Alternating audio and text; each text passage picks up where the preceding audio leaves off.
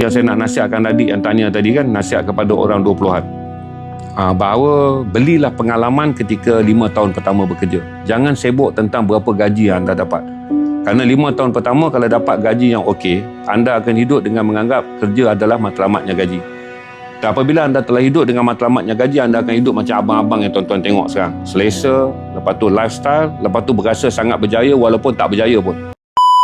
Pekerjaan yang akan menggemangkan seorang itu, bukan dengan degree dia. Maksudnya 25% mereka yang lulus dalam universiti akan mendapat pekerjaan yang stagnan dan stereotip. Awak keluar universiti, itulah apa yang dah ada dalam tahun 70-an, 80-an, 90-an, tahun 2000, 2000-an. Orang yang lulus universiti, itulah jalan yang telah ada. Sedangkan lebuh raya kehidupan untuk anak muda terbuka dengan besar. Menjadikan dia bercerita tentang untuk 75% orang yang mempunyai kebebasan untuk memilih kerjaya kerana tak terikat dengan stereotip degree. Kalau budak degree nak keluar kepada stereotip tak ada masalah, tapi orang yang dah tak akan diikat oleh stereotip degree, keluar kerja, makan gaji. Sebab dengan jawab kelulusan yang ada, anda akan cepat terpilih mengisi sektor pekerjaan yang berteraskan sedemikian. Perbankan apa semua. Tapi daerah ni perbankan, kejuruteraan dan segala macam. Tapi daerah ni kata dia telah menjadi daerah yang tidak akan berkembang. Anda boleh ambil contoh, pak saudara anda pencen jadi pengarah. Anda ambil contoh paling hebat, kawan saudara pencen jadi timbalan pengarah, apalah segala macam.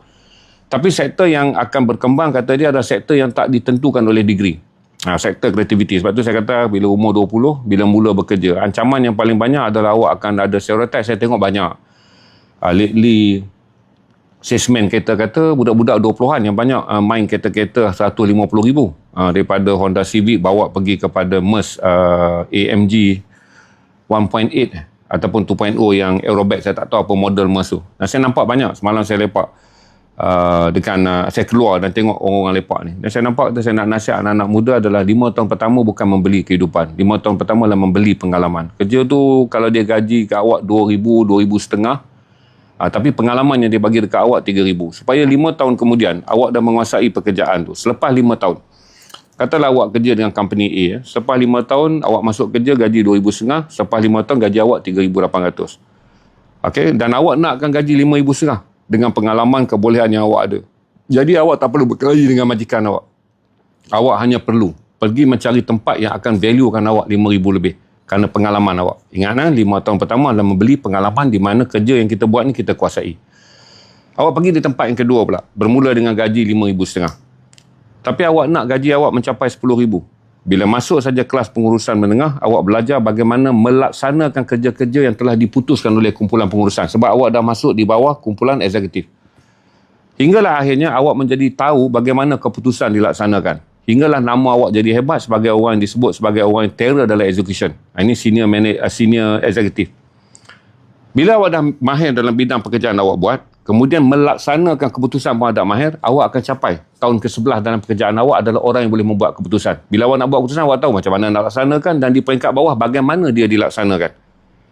Berarti itulah saya latih awak untuk faham lalu jalan yang saya lalu. Sebab saya termasuk dalam kategori 75% yang tak datang dengan degree. Saya keluar USM, saya hanya sijil dalam bidang sastra dan bahasa. Jadi saya cerita bukanlah berdasarkan pengalaman orang lain, tapi saya bersetuju bila bekas CEO KWSP dan pengarah strategik ekonomi Pejabat Perdana Menteri ni bercerita. Dia kata video ni keluar dalam ML Studio. Video ni semua media utama termasuk Malaysia Kini petik video ni adalah daripada ML Studio. Kerana kenyataan ni kontroversi. Saya rasa bawah tu ramai orang maki dia. Sebab orang-orang yang selalu beranggapan masuk universiti, dia tak cerita tentang orang masuk universiti. Sebab jalan untuk orang masuk universiti ni dah ada dah. Stereotype. Awak keluar universiti, bawa degree, minta kerja. Kerja yang sama daripada tahun 80-an, 90-an, 2000, 2000-an. Sebab jalannya dah ada. Dipanggil sebagai established way. Tapi non-established. Dengarlah. Jangan duk tanya borak apa. Saya duk cerita. Awak tak dengar. Lepas tu awak tanya borak apa. Peliknya pula masuk tanya borak apa tu Zihari. Kan saya tengah cerita. Jadi duduk sekejap dengar 5 minit. Lepas tu awak akan faham. Ini masalah generasi muda pula. Dia mendengar tak mahu, dia nak kita summarize. Luangkan masa untuk menjadi pendengar dan luangkan masa untuk melihat kehidupan dengan lebih baik. Jadi lepas saja awak dah capai tahun yang ke-11. Saya nasihatkan awak semua, tengok video ni, Jack Ma Speech in Harvard University. Tajuk dia lebih kurang tu lah, Jack Ma Career Speech in Harvard University. Bagaimana Jack Ma bercerita tentang 15 tahun pertama seseorang yang ingin memulakan kerjaya. Dan lepas tu sektor yang dikatakan oleh sektor lulusan universiti, kalau dia nak keluar dengan kelulusan dia, sektor tu dah stereotype. Awak lulus dalam business admin, awak akan minta kerja yang mana dalam jawatan tu kata perlukan kelulusan business admin. Kemudian kalau awak belajar dalam bidang jurutera, awak akan cari dalam bidang pembinaan. Tapi dunia yang sedang berkembang sekarang ni adalah dunia yang tak lagi ditentukan oleh stereotype kerja yang ada sekarang. Dipanggil kerja yang berasaskan bakat. Kerja yang berasaskan skill. Jadi saya ingatkan tuan-tuan, skill work ni macam mana saya nak bagi tahu, nanti kalau saya bagi contoh yang sakit, saya bagi contoh Mak Lutfi lah, skill work. Mak Lutfi ni dia graduate daripada Australia, bidang dia kejuruteraan, something on kejuruteraan. Tapi bila Mak Lutfi masih belajar, Mak Lutfi tuan punya ML Studio, kerana kebetulan story ni keluar dekat ML Studio. Mak Lutfi ni daripada dia belajar universiti, dia hasilkan kandungan 2012. Saya masih lagi menjadi senior vice president TV Al-Hijrah, pengasas TV Al-Hijrah. Jadi datanglah budak-budak saya sebab saya tak ada media sosial. Dia kata dekat kawan-kawan dekat saya, Mak Lutfi ni buat konten begini-begini. Kita di TV kan, saya kata kita tak boleh nak copy paste konten Mak Lutfi ni. Kita TV ni sangat keras, stereotype. Tak bolehlah nak buat konten macam Mak Lutfi. Masa tu saya ada pandangan yang sangat lama kerana saya tak tengok media sosial akan berkembang macam mana. Jadi saya kata tak mungkin lah, takkan kita nak bawa Mak Lutfi. Saya kata Mak Lutfi ni jadi masa tu budak-budak yang recommend dia pada saya kecewa. 2012, 2015 saya menganggap kata kandungan Mak Lutfi yang sangat popular, vlog ni sebagai sesuatu yang tak mungkin dapat kita pindahkan sebab kita tak ada terminologi vlog dalam media konvensional. Mak Lutfi balik Malaysia 2015 dan membuka Empire ML Studio. Bukan saja ini adalah empire kandungan media sosial Melayu yang besar di Malaysia, ini adalah empire yang menengahkan banyak bakat dalam bidang kandungan. Mak Lutfi dia tak nak buat konten dah, dan dia manage dari ML Studio. Dan dia telah memberi banyak orang ruang untuk muncul. Saya masih ingat dulu berapa kali saya bawa Ustaz Ibnu Rijal ke dalam live saya. Dia tak popular seperti mana Ibnu Rijal dikenali di media sosial. Saya bawa Tuan Haji Nasai datang dalam live saya, dalam perbincangan yang sangat podcast. Ustaz Nasai tak boleh jual banyak buku dan tak begitu diikuti oleh anak muda kerana Ziari Stream ni dianggap sebagai old school, medium orang tua. Kalau anak muda 2-3 orang ni masuk macam tersesat lah, tersesat masuk dalam ni. Jadi saya nampak empire yang Mak Lutfi banner ni dia sangat kuat kepada apa yang dipanggil pada young generation professional, golongan profesional young generation 35 tahun dan ke bawah. Rekod saya ni pula 35 tahun dan ke atas. Dia kawal market tu. Berarti dia selalu ajak saya collaborate. Kenapa Mak Lutfi selalu nak rapat dengan saya? Sebab dia dah buat kajian demografi. Kajian demografi, konten yang ada di dalam kandungan ML, sekarang ni tuan-tuan yang berusia 35 tahun ke atas telah menjadi matang dengan begitu cepat. Sebab dibangunkan oleh ML. Jadi ML kata dia nak konten yang ada dekat Ziari Stream. Dia nak sebab dia dah kata, bang, orang yang follow saya daripada 2015, sekarang ni dah berusia 35 dan ke atas. Kalau Mak Lutfi kan, dia tak cakap saya tapi saya faham. Kalau lah saya tak import, orang 35 ni akan keluar meninggalkan saya. Maka dia dah tahu, dia dah ada 2 layer.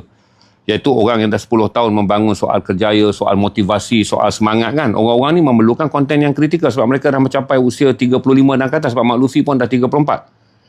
Maka dia tahu di mana asas kandungan tersebut. Asas kandungan tersebut ada dekat Ziari Stream. Tapi Ziari Stream tak ada link dengan generasi dia. Sebab saya start yang follow saya semua 35 dan ke atas. Maka Mak Lutfi faham. Dia kena selalu dengan Ziari Stream. Dia kena faham bagaimana saya membina kandungan dan bagaimana dia boleh eksport. Eksport ni maksudnya meminjam kandungan saya. Jadi dia tahu. Saya interview Ustaz Tuan Haji Nasai, dia datang, dia ambil Haji Nasai, dia bawa. Supaya kandungan saya yang long form. Orang tak nak tengok. Konten saya panjang, sejam lebih kalau saya interview orang. Bila Mak Lutfi bawa Haji Nasai masuk, dan orang-orang yang ada di ML Studio yang tak ada peluang untuk tengok saya punya live stream, mereka dapat melihat Haji Nasai yang kemudian, oh ni baru. Sebab mereka dah tak nak tengok tentang motivasi. Mereka dah tak nak tengok tentang kerjaya. Sebab orang-orang yang bermula pada tahun 2015, sekarang ni orang-orang yang telah mencari kemajuan dalam kerjaya. Jadi Mak Lutfi nampak yang ada dekat Ziari Stream, yang ada dekat dia adalah gap yang dia hilang. Yang ada dekat saya adalah gap yang saya tak pernah bangunkan, iaitu remaja berusia 20-an. Kerana saya start ni, kalau tengok report pun tahu. Semua report saya di FB dan report saya di media sosial, saya kandungan yang paling banyak menonton Ziari Stream ni adalah 35, 40 dan ke atas. Saya tak ada gap 20 ke 35. Kalau ada adik-adik masuk tanya ni, sangat sedikit. Dia ada umur tu. Belasan sampailah 35 ni strength dia yang paling kuat. Kalau ada saki baki 35 dan ke atas tu kebetulan, tapi strength dia. Maka dia datang. Setiap kali dia datang, dia tengok saya live, dia preview, dia tengok wajah-wajah yang ada dekat ZRE Stream, dia buat network. Sebab dia boleh kunci mereka dalam network saya. Mereka datang, dia kenal salam, bang, pergilah kat studio saya buat pula konten. Itu cara macam mana dia dapat Tuan Haji Nasai. Dia dapat Ibnu Rijal. Maka saya jelaskan ke ya tak apa. Yang muda-muda tu tak apa. Saya cerita majority. Sebab report kumpulan umur ni kita boleh dapat dekat Facebook, dan report kumpulan umur ni kita boleh dapat dekat TikTok. Jangan risau. Ni saya bagi contoh, anda jangan kelang kabut pula nak bagi tahu anda di umur berapa, nanti anda tak faham. Saya cerita tentang bagaimana memahami perniagaan dan juga bagaimana memahami kolaborasi. Jadi saya ni meraihkan. Kenapa saya raihkan? Sebab saya faham untuk tahun-tahun yang akan datang, kalau saya nak orang-orang Melayu terus muncul dan membuat kandungan independen secara mandiri, tanpa dipengaruhi oleh mana-mana elemen berbayar. Macam Mak Lutfi, sama macam saya, kita tidak dipengaruhi oleh elemen berbayar. Maka Mak Lutfi ni penting.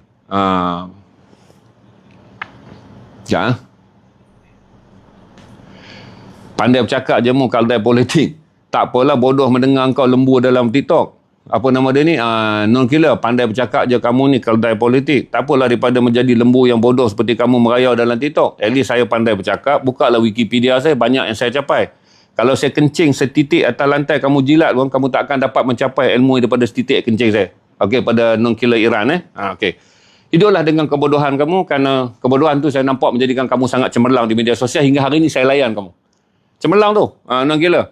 Tak selalu nuklear Iran. Sebab tak selalu saya layan orang, berarti kebodohan kamu adalah satu yang sangat memikat.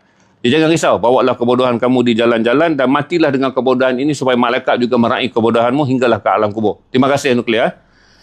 So saya jelaskan kepada tuan-tuan, bila ada gap yang mana kemudiannya generasi Mak Lutfi, saya tak begitu faham. Sebab tu saya minta maaf kepada adik-adik 20-an, 30. Saya tak faham apa yang berada dalam dunia kamu sekarang. Saya hanya boleh share berdasarkan pengalaman saya pergi ke sesi-sesi dialog dengan orang muda. Sama ada dialog geopolitik ataupun dialog kerjaya. Sebab saya buat dialog geopolitik, dialog kerjaya banyak. Dialog geopolitik hari Sabtu ni, 13 hari bulan, kita akan ada di masjid di Surau Ar-Ridwan. Kampung Abu Bakar Baginda, Sungai Merap. 13 hari bulan pula, saya ada lagi dialog malam. 9 malam di Grand Sabak Hotel di Sabak Bernam. Itu terbuka, casual. Lepak aja. Yang masjid ni kita kena jagalah lantai ilmu. Yang surau ni 13 hari bulan Sabtu depan. Maka saya jelaskan pada tuan-tuan, gap ni lah yang sebenarnya sukar untuk kita satukan. Tapi saya gembira kerana Mak Lutfi mempunyai kesedaran yang sangat luar biasa bagaimana untuk mengekalkan MBL Studio berkembang dan relevan. Dia tak nak ulang apa yang terjadi kepada gerakan indie di Malaysia. Apa terjadi pada gerakan indie? Gerakan indie ini berkembang dengan begitu pesat di Malaysia pada awal 2000-an. 2005-2006, mereka ni menguasai pasaran. Mereka menjadikan syarikat-syarikat album tak dapat lagi menguasai muzik anak muda kerana anak muda keluar dalam self-publishing. Syarikat penerbit besar yang mengawal naratif perbukuan tak boleh kawal. DBP, ITBM, apa semua ni, kota buku orang dah tak peduli. Sebab anak-anak muda boleh menulis dalam self-production. Produce buku-buku sendiri tanpa perlu ada ikatan ini tak boleh, itu tak boleh, sebab ini kuat. Cuma kenapa independen ni kemudiannya hilang? Tahun 2010-an, mereka hanya muncul 10 tahun kuat je daripada kumpulan muzik hujan, kumpulan muzik apa ni yang dipanggil indie muzik ni, kerana mereka tak usah. Kerana apabila mereka matang dan peminat mereka matang, mereka tak boleh mengisi lagi. Peminat tu yang start dengan mereka 20-an, sampailah peminat tu dah 30-an, mereka memerlukan sesuatu yang baru. Tapi muzik indie, gerakan buku indie tak boleh bagi. Sebab mereka hanya menganggap bahawa protes dan juga perjuangan itu berlaku kerana usia muda. Maka pembeli yang membeli buku mereka yang begitu banyak. Dulu indie jual buku ni 15,000 ke 50,000 naskah adalah perkara biasa. Satu yang luar biasa kerana mereka tak masuk dalam rangkaian pasaran konvensional. Mereka tak letak buku mereka dekat MPA, mereka tak letak buku mereka dekat border. Mereka jual buku mereka dalam pasaran mereka. Pasaran indie, sama ada letak di media sosial, masa tu Instagram sangat kuat, ataupun mereka hadir di event-event indie yang sangat kecil tapi buku mereka dijual ribuan buah. Tapi kenapa mereka kemudiannya kehilangan pasaran? Kerana mereka lupa yang membaca buku-buku mereka pada awal 2000-an akhirnya menjadi orang 35 tahun. Seorang anak muda yang rebel kini menjadi suami yang ada keluarga. Seorang anak muda yang rebel kini menjadi bapa pada anak yang kecil. Seorang anak muda yang rebel kini telah berada dalam alam kerjaya yang realistik. Tak boleh lagi nak rebel kerana mereka telah berkerjaya. Maka direction untuk mengisi kandungan ini tak dapat diteruskan. Berarti matilah indie dekat situ kerana generation tu berubah dan kemudiannya mereka tak disambut dengan pemikiran pula bila mereka lalu. Jadi mereka balik ke arus perdana. Mereka pernah menjadi golongan independen yang sangat-sangat kuat dari segi subculture dan juga mindset, tapi akhirnya generasi ini hilang. Kerana set minda ni dibentuk hanya ketika mereka muda. Umur 35 mereka balik ke mainstream. Terpaksa balik ke mainstream kerana proses rangsangan dan proses sustainable. Pengembangan dan juga idea-idea yang lahir pada tahun 2000-an tak diteruskan sampai tahun 2020-an. Jadi ini yang Mak Lutfi nampak dalam Empire ML Studio. Kalau ML Studio terus saja mengisi kandungan, tahukah anda tentang kenapa orang mati dibunuh? Tahukah anda kenapa pemain ini dianggap legenda dalam bola sepak? Tahukah anda kisah hidup orang ni? Tahukah anda kan? Berarti 20-an, anda nak tahu banyak benda lah. Sebab anda masih muda. Anda nak expose hidup anda. Tapi bila sampai 30-an, anda nakkan kita, apakah realiti yang ada hari ini? Dan bagaimana menghadapi realiti hari ini? Maka Mak Lutfi kena bersedia. Kerana ML Studio akan berdepan dengan mereka yang nak penyelesaian realiti hari ini. Bukan lagi bersifat idealis. Bersifat pengetahuan am. Maka tu saya fikir bila dia dapat Tuan Haji Nasai, dia dapat Ustaz Ibn Rijal dan dia dapat banyak tokoh-tokoh yang kemudian dapat mengisi penonton yang bersama dengan ML Studio daripada tahun 2015 Mak Lutfi bawa 2026. Penonton ini telah menjadi bukan lagi anak muda yang sedang mencari hidup. Mereka telah menemukan hidup dan mereka nak kandungan yang berdasarkan realiti hidup. Anak muda ini bukan lagi orang yang nak tahukah itu, tahukah ini. Mereka telah tahu semua perkara tapi bagaimana realiti ini nak ditangani. Jadi saya fikir kata salah satu yang saya nak nasihatkan adik yang tanya tadi kan, nasihat kepada orang 20-an. Bahawa belilah pengalaman ketika 5 tahun pertama bekerja. Jangan sibuk tentang berapa gaji yang anda dapat. Kerana 5 tahun pertama kalau dapat gaji yang okey, anda akan hidup dengan menganggap kerja adalah matlamatnya gaji. Dan apabila anda telah hidup dengan matlamatnya gaji, anda akan hidup macam abang-abang yang tuan-tuan tengok sekarang. Selesa, lepas tu lifestyle, lepas tu berasa sangat berjaya walaupun tak berjaya pun. Saya bagi tuan-tuan, kalau hari ni tuan-tuan berusia 35 tahun dan tuan-tuan menjadi pengurus, it's nothing. Tuan-tuan capai umur 35 tahun dan tuan-tuan menjadi pengurus untuk hari ni. Pengurus dan gaji tuan-tuan 8,000. Dia bukanlah pencapaian yang luar biasa. Dia common. Mostly orang yang masuk bekerja, selepas sahaja dia bekerja 8 tahun dan ke atas dan dia mendapat kedudukan kerja manager, itu common. Tidaklah dianggap ordinary. Jadi saya nak nasihatkan adik adalah bukan melihat bagaimana hidup itu berjalan dengan trend. Hidup itu berjalan dengan mana apa yang tuan-tuan sasarkan. 5 tahun pertama, kuasai pekerjaan. Supaya bila ditanya kerja yang tuan-tuan buat, tuan-tuanlah orang yang paling tahu tentang kerjaan tersebut. Kemudian yang kedua, selepas masuk tahun ke-6, tuan-tuan dah boleh demand untuk masuk dalam kumpulan pelaksana keputusan. Tadi orang yang melaksanakan kerja. Sekarang pelaksana keputusan dipanggil sebagai middle management team. Kemudian masuk tahun ke-11, tuan adalah orang membuat keputusan. Lepas tu tuan-tuan guru sendirilah. Tuan-tuan guru sendiri. Ini saya cerita pengalaman peribadi saya. Saya kerja 5 tahun pertama, 1994 sampai 1999 saya dah jadi pengurus. 1999 saya lantik jadi CEO tahun 2006 oleh anak syarikat Astro. Kemudian saya menjadi senior vice president sampailah saya pencen daripada 2010 sampai 2020. Itulah 26 tahun kerjaya saya. Yang saya cerita pada tuan-tuan bukanlah tentang teori, tentang apa yang saya capai. Dan kemudian saya beritahu pada tuan-tuan, setiap kali saya berpindah tempat kerja, saya dah dapat kerja, hujung yang akan jadi masalah dekat HR adalah pengesahan sijil. Sebab bila saya pergi ke NTV7 dan saya dapat gaji RM7,100, NTV7 naklah pengesahan sijil tu pasal interview kan. Saya kena pergilah dekat HR. Saya memang dah ada experience lah. Bila dia tengok saya hanya ada sijil seni kreatif dalam bidang sastra dan bahasa, baru dia tapi okey sebab kita survive atas pengalaman. Bila saya pergi ke TV Al-Hijrah, Astro tak apalah, dia dah faham. Saya pergi ke TV Al-Hijrah sama je. Kerana ini adalah agensi milik Kementerian Kewangan. Tak mudah orang nak masuk dalam Kementerian Kewangan dengan bawa sijil. Ini dah agensi kajian yang sangat besar dan mereka nak bayar gaji pada saya RM25,000 plus allowance dan ETC insurance. Tapi dia sampai dia kata, alah, nak buat, dia orang dah pilih, kita cuma nak buat pengesahannya. Jadi saya pun tunjuk je lah. Kerana akhirnya bila kita dah 15 tahun mahir dalam pekerjaan, orang akan anggap takkanlah dengan dia ni aku nak berdebat tentang degree dia.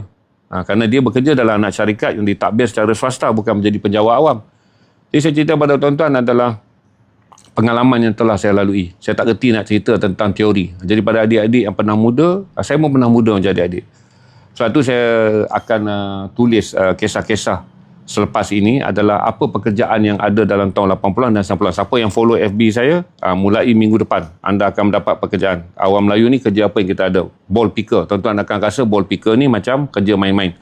Tapi apa yang tuan-tuan dapat daripada profesionalism menjadi pengutip bola tenis ataupun sebab saya start dengan pengutip bola tenis. Kemudian saya akan cerita pada tuan-tuan bekerja dalam pasar malam. Apa yang tuan-tuan dapat daripada bekerja dalam pasar malam. FB saya sama, saya ada stream. Kemudian saya cerita pula apa disiplin yang tuan-tuan dapat apabila tuan-tuan menjadi pencuci pinggan di warung-warung. Kerana saya pernah buat kerja tu, apa pengalaman yang tuan-tuan dapat apabila tuan-tuan menjadi orang yang ambil order. Apa yang tuan-tuan dapat memasang dan menurunkan kemah, kerana dulu orang Melayu meniaga warung, kemah busak hari-hari. Kemudian sampailah ke pro sikit, di mana saudara menjadi kru filem. Apa yang tuan-tuan dapat? Sampailah bagaimana tuan-tuan pergi ke universiti. Universiti itu mengajar tuan-tuan hanya untuk CJ, tapi tuan-tuan nak curi semua ilmu degree. Tuan-tuan jumpa semua lecturer minta izin masuk ke dalam kelas mereka, tapi tuan-tuan tak boleh ambil exam mereka. Itu yang saya buat. Saya pergi jumpa Profesor Hamid Madonna, minta izin masuk, saya nak dengar sebab paper ni saya tak perlu ambil, tapi saya masa lapang banyak. Saya masuk kuliah-kuliah yang bersebabkan debate yang sangat besar di USM, MPP debate yang sebenarnya budak-budak degree, saya pergi. Hinggalah waktu saya menjadi sangat sibuk, macam saya buat PhD. Selama 2 tahun tu macam saya buat PhD. Padahal saya buat CJ seni kreatif ya. Macam buat PhD. Maka saya jelaskan kepada tuan-tuan, ilmu bukanlah satu tentang result yang tuan-tuan akan jawab dalam peperiksaan. Tetapi yang tuan-tuan ambil dan dia berguna. Kita ni bukan pemburu ilmu. Kita adalah pengguna ilmu. Bila ilmu tu berguna, sebelum saya stream dengan tuan-tuan ni, saya tak pernah tahu. Kata waktu saya minat main teater, saya pergi belajar vocab. Vocab ni supaya lidah tak tersangkut dan bahasa kita fasih. Sebab tu orang tanya kan macam mana bercakap tentang fasih. Sebenarnya kerana saya masuk teater. Teater kita kena hafal skrip yang panjang. Lepas tu kena ada confident di atas skrip yang panjang. Ingatan yang baik untuk ingatkan skrip. Yang kedua, kita belajar latihan menggerakkan lidah supaya setiap lintasan perkataan kita ni N, M bunyinya jelas. G bunyinya jelas. Perkataan yang tak ada G mati dengan N. Perkataan M mati dengan hidung. Dan kemudian perkataan-perkataan mana kita nak tekan intonasi, mana kita nak tekan low humble word. Jadi saya belajar. Satu hari saya pun berhenti. Berarti masa saya menjadi pengurus, benda ni common, menguruskan mesyuarat ni common. Sebab yang paling penting waktu saya bekerja adalah membuat keputusan mesyuarat. Kalau dalam mesyuarat tu saya buat keputusan dengan nada suara ke, dalam mesyuarat saya buat keputusan bertulis, adalah benda yang boleh saya buat. Tapi sekarang dengan tuan-tuan, saya memerlukan skill ni, public speaking ni. Bercakap dengan tuan-tuan, nada suara yang betul, menjelaskan sesuatu perkara dengan bahasa yang mudah tetapi menjaga standard bahasa yang tuan-tuan boleh faham. Jadi selepas lama saya ikut dan saya baiki, usia saya 52 tahun, saya stream, barulah dia menjadi satu pengetahuan yang kemudian menjadi kerjaya saya. Sebelum ni dia adalah alat bantu dalam kerjaya. Kerjaya saya adalah membuat keputusan korporat. Menjadi pengurus bilik berita di NTV7, menjadi pengurus penerbit kanan, executive producer di Media Prima, kemudian menjadi CEO. Dia adalah ilmu bantu je untuk menjaga integriti kita sebagai bos, kita chair meeting. Untuk jaga integriti kita sebagai orang yang present tentang corporate structure, kita kena present kepada kaki tangan kita dalam bentuk mereka boleh faham. Latihan-latihan ni kemudian bila saya pension, dia tidak lagi menjadi alat bantu. Dia menjadi main skill. Skill utama untuk saya menjadi orang yang buka media sosial ni, di mana ikatan utama untuk mengikat orang menonton media sosial adalah keupayaan kita membuat titik pegun. Titik pegun ni tuan-tuan dengar dan rasa nak duduk, nak stay. Tuan-tuan keluar pun ramai, tapi titik pegun untuk dapat 4,600 orang, kadang-kadang hari yang okey kita dapat 7,000, 8,000. Titik pegun ini berlaku dalam keadaan 3 perkara. Satu adalah tonasi suara yang menarik untuk didengar. Bahasa yang jelas, yang cepat orang tangkap dalam fikiran. Dan tambatan untuk orang menggembara bersama dengan sebutan-sebutan perkataan yang kita bawa. Dia rasa macam masuk satu jenis bila dia menonton satu live tu. Dalam jenis itu ada apa? Dalam jenis itu ada story. Dalam jenis itu ada karakter orang yang menyampaikannya. Dalam jenis itu ada input. Dia dapat sesuatu, dia dengar jenis itu. Dalam jenis itu adalah menjentik minda, buka dia punya sesuatu untuk lihat perkara baru. Jadi semua benda ni dia tak datanglah sehari. Sebab ada orang inbox dekat saya tanya macam mana nak macam mana. Dia bukan macam mana. Dia adalah mulakannya. Dan tahun demi tahun barulah dia akan menjadi sesuatu yang kemudiannya sangat-sangat berguna. Jadi salah satu masalah yang timbul pada tuan-tuan yang 20-an, tuan-tuan melihat contoh orang yang berjaya. Dan tuan-tuan nak kejayaan dia.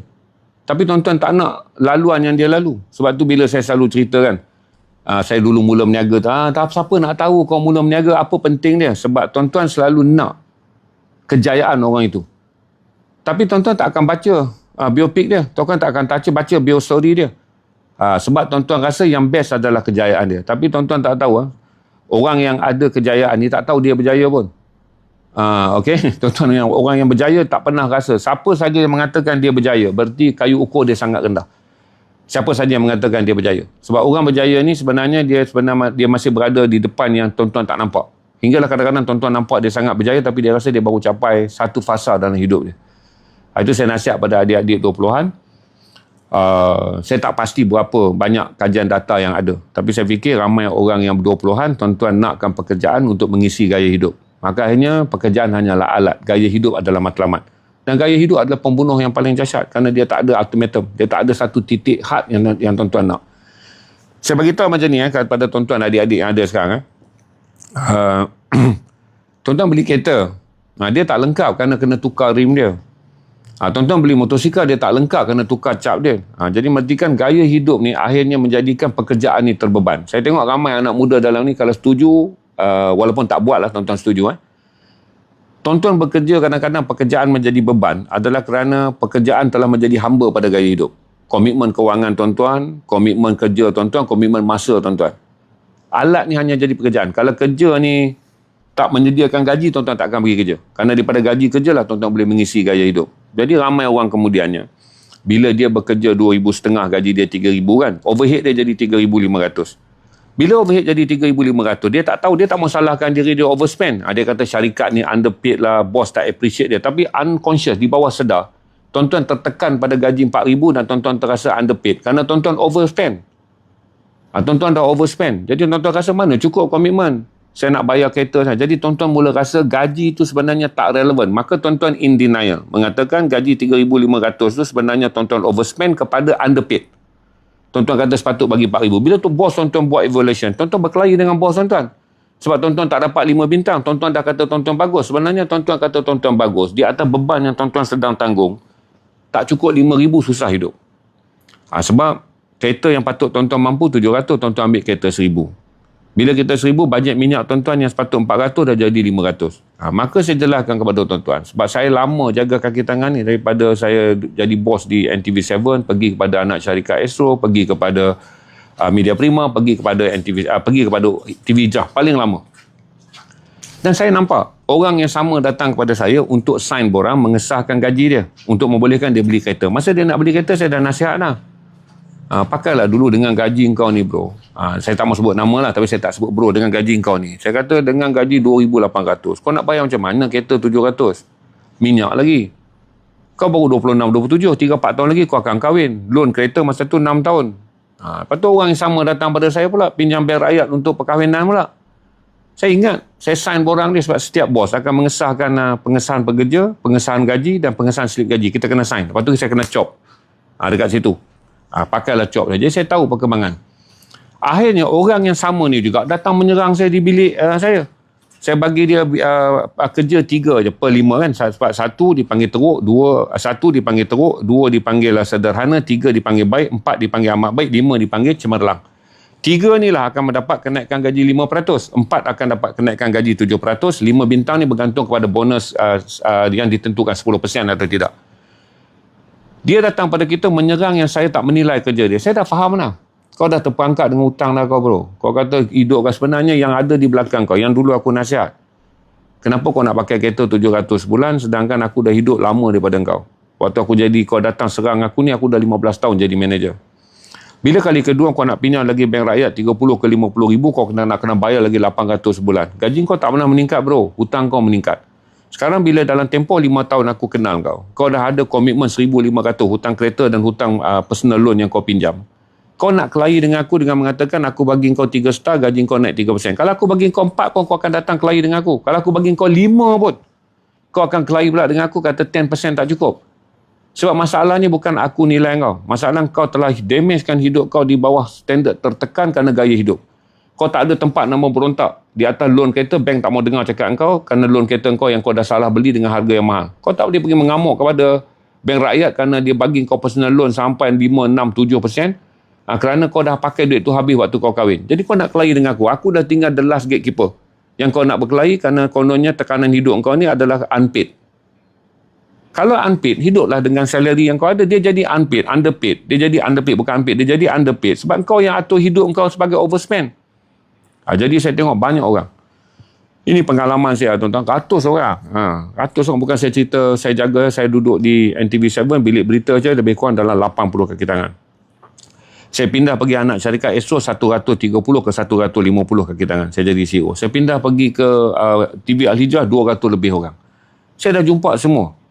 Jadi saya nak ingatkan adik-adik yang muda ni, satu perkara yang kamu tak akan siapa bagi nasihat pada kamu. Bahawa kos sara hidup kamu datang dan beban yang mana sekarang ni adalah beban kamu menyerang semua tempat yang bayar kamu gaji ciput. Adalah beban yang pertama datang adalah kamu nak hidup dengan tidak melihat gaji kamu. Kamu hidup dengan melihat orang lain. Jadi kalau kamu lihat satu orang, dia pakai kereta Mybi. Kamu tak mau tahu latar dia. Dia dapat down payment kerana bapak dia tolong. Okey, dia dapat down payment. Dia bayar lebih sikit. Dia menabung dulu. Dia ada sikit duit sana, duit sini. Maka dia ambil kereta tu pada kadar dia mampu RM400 lebih sebulan. Kamu nak juga kereta macam tu tanpa melihat latar dia.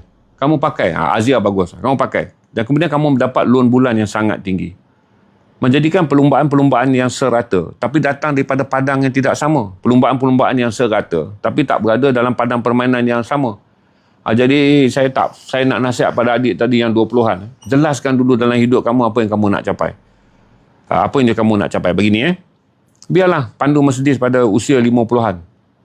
Daripada 30-an dibebani oleh hutang. Biarlah rezeki kita untuk pakai apa-apa benda yang kita nak pada usia 40-an. Kita memakainya pada hari dia bukanlah beban untuk ditanggung. Dia adalah kenderaan untuk dipandu. Jangan pakai dia sekarang hingga jadi beban untuk dipandu. Beban untuk ditanggung. Pakai kenderaan untuk dipandu je point ke point. Tapi dia menjadi beban untuk ditanggung. Ini nasihat saya kepada budak 20-an kerana saya lihat perlumbaan yang ketara di media sosial dan di luar media sosial adalah benda yang sama. Saya boleh ambil macam ni tuan-tuan. Saya pergi mancing. Memang saya pakai rod Stella kerana saya memang close to Shimano Stella. Adalah juga 1-2 barang Daiwa. Saya pergi mancing. Saya ni orang pergi mancing umur 50-an tuan-tuan. Stella ni 4,000 lebih ke, 4,500 ke, orang 50-an bawa. Yang mana hobi dia ternafi pada dia berusia 20-an sampai usia dia 40-an. Hobi tu tak ada dalam hidup dia. Dia datang tanya. Dan kemudian dia akan cerita, dia nak, dan kita tahu dia nak. Dan dia merasa sangat tercabar dan sangat terkilan kerana dia terpaksa memancing di sebelah orang yang ada mesin pancing yang dia impikan. Hobi bagi orang tua yang mengisi waktu ketika 20 tahun dia tak ada hobi kerana dia bekerja. Sampai satu masa, dia dah anak dia dah lepas sekolah apa tuan-tuan. Dia lepas hobi dia baling mesin tu, dia tak kunci rod ketat pun tak apa. Sebab dia tak rasa dia pegang barang 3,000, 4,000. Dia rasa dia pegang barang masa lalu. Jadi dia tak conscious lah sangat. Tapi kerana tuan-tuan mempunyai gambaran di kolam mancing pun tuan-tuan nak tunjuk. Tuan-tuan ni adalah orang yang hebat kerana rodnya. Tuan-tuan orang yang hebat adalah kerana reelnya. Maka tuan-tuan akan terbeban. Saya bagi tahu pada tuan-tuan banyak benda yang menjadi milik orang berjaya. Adalah tuan-tuan kena lihat usaha dia. Tapi tuan-tuan tak nak. Tuan-tuan nak lihat kejayaan dia saja. Sebab tu saya nasihat pada budak adik baru 20-an ni. Satu, jarakkanlah pergaulan tentang gaya hidup. Jarakkan. Saya bila 20-an ni secara fitrah adalah zaman kemuncak untuk kita bergaul. Tapi masalahnya sekarang kan, bila kita bergaul ni, kelab bergaul ni semua adalah kelab gaya hidup. Kali sana kelab motor, kali sini kelab kereta, kali sana kelab hiking, kali sana kelab itu, kelab ini, semua membina kelab gaya hidup ni, semua adalah kelab lifestyle. Dia tak sama dulu zaman saya membesar. Tak ada gaya hidup orang Melayu ni. Kelab dia kelab berbual, kelab buku, kelab cek kerja, kelab tanya dia kan. Paling-paling pun kelab lah tuan-tuan. Tuan-tuan malas lah kerja kat Coket, gaji RM8 je. Basuh pinggan. Tuan-tuan pergilah ke Pudu. Sebab Pudu Raya ni dulu ada restoran banyak. Harapan ada tak orang nak bayar RM10 gaji? Ada tempat ni yang kerja RM10. Jadi kelab yang tuan-tuan ada adalah kelab untuk mengubah kehidupan kerana rasa underpaid di Coket. Keluarlah pergi Benteng. Dulu Benteng ni adalah bangunan semua house di Kuala Lumpur. Ataupun saya pergilah mana-mana. Maka saya jelaskan kepada adik-adik yang usia 20-an. 20-an adalah masa seperti mana bermain seperti orang dewasa. Dia tak sama macam main kanak-kanak.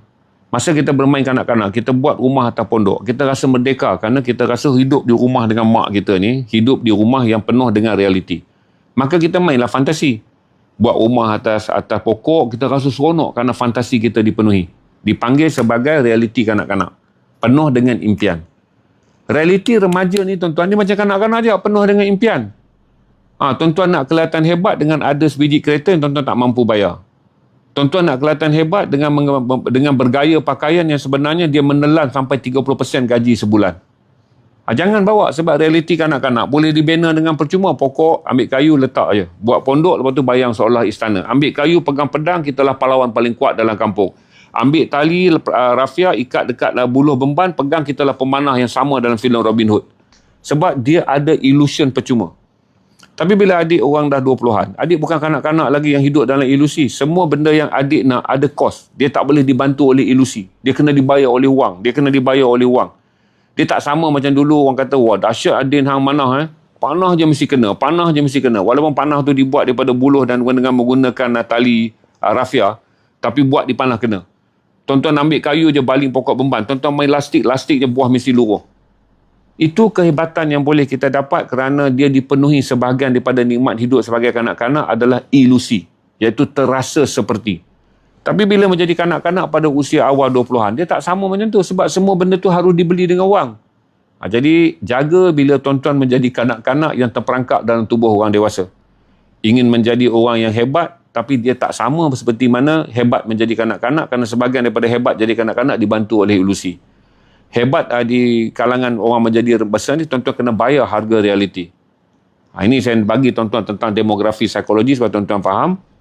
Bila tuan-tuan berusia 20-an, tuan-tuan pernah menjadi hebat seorang kanak-kanak tapi masuk dalam dunia yang real.